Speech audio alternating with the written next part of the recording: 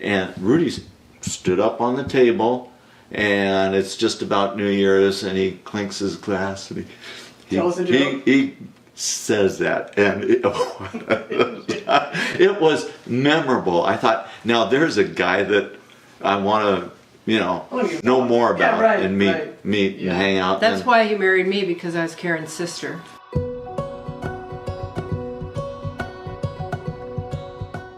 Coming to a small community like this is the longest I've stayed in one house or one place all my life, since we were moving every 3 months or so on the railroad. And it was easy to fit in, and you got to know people quite well. And then being in the funeral business, you met a lot of people at the hardest times. Yeah. So we just kind of fit right in and loved working with the community. We thought the best way to serve the community, besides through our vocation, the work that we did, was to be involved with community service.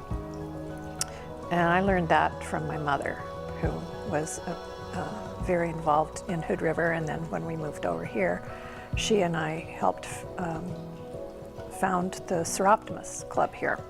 I met Keren when I moved back to White Salmon as an adult in 1992, and immediately I was taken by her enthusiasm and friendliness, and I became involved in Seroptimus International Mount Adams. Keren is a founding member of our club, and she and her mom in 1977 went and met with women in White Salmon and formed a new club. We've been active for 40 years in our communities, and Keren is a driving force in our organization. Through Seroptimus, we would raise a lot of money for various projects. We helped to fund the first four-wheel drive ambulance and the Jaws of Life, very first Jaws of Life here in White Salmon.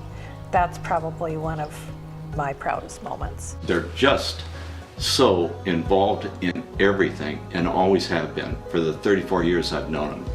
You know what's so interesting about Keren and Rudy, because I was from the Midwest and then moved out here, I knew no one, and became involved with them through 4-H. So my daughter loved horses, their daughter was into horses, and that's how I met Keren and Rudy. When right from the get-go, I knew that they would be a fun, interesting couple to know, and it certainly proved to be true. I hadn't really met anyone like her. You just don't see people so involved in their community, and she took my breath away. I was just amazed by her empathy and enthusiasm and care for others, and her willingness to go above and beyond to help other people. Her kindness and her ability to meet anybody with a smile. It doesn't matter, they could be some horrible person. She will treat them with respect and kindness. That's just who she is. And then of course there's Rudy. He supports her in everything she does. He's served on all kinds of boards. He's been a member of the Elks, he's been president of the Elks. He serves with the Lions Club. I'm on the Skyline Foundation board. One of the reasons I'm on the board is because Rudy was one of the people that started that foundation.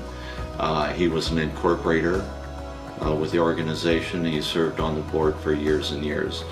Well, a lot of husbands do community service maybe because they don't like their wives or want to get out of the house. Not in this case.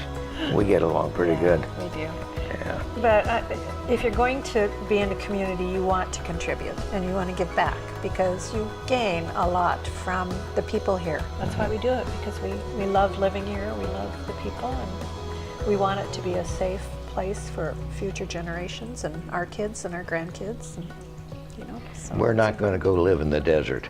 No. No, this is our home. Not going to do it. And we love it.